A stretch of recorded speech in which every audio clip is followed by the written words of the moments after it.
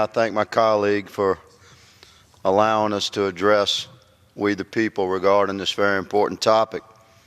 Mr. Speaker, over the course of the past 500 days, this Congress has worked with President Trump to pass historic tax cuts and regulatory reform. As a result, this is the strongest economy we've seen in 2 decades.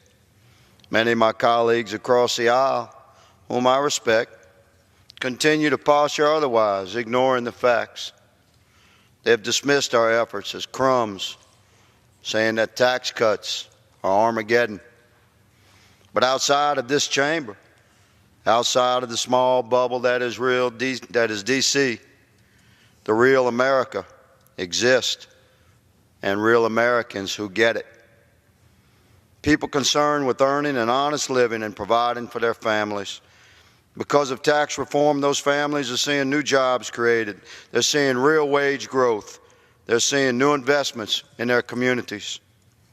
Mr. Speaker, I travel throughout the district that I represent. I speak directly to the citizens that I serve. In Lafayette, Abbeville, New Iberia, Lake Charles, everywhere we go, there are real people telling real stories about how tax cuts are improving their lives. Americans that I represent, they've shared their stories about how they're using their tax cut to pay bills, to save for retirement, or to buy new school clothes for the kids.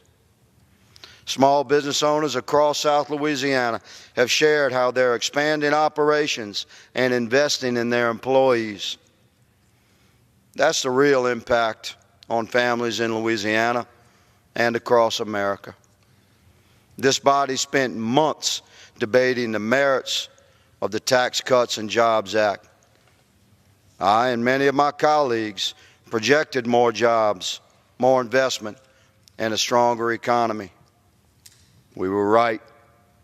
Those projections have become reality. Nearly 3 million new jobs since President Trump was elected, and 1 million new jobs since we passed historic tax cuts. Unemployment at its lowest point in half a century. Consumer confidence at a 17-year high. Small business optimism at an all-time high. And real GDP growth projected at over 4% for 2018. Let me share that I've read the book of Revelations. This is no Armageddon. This is a historically strong economy fueled by tax cuts and regulatory reform. Mr. Speaker, America is back.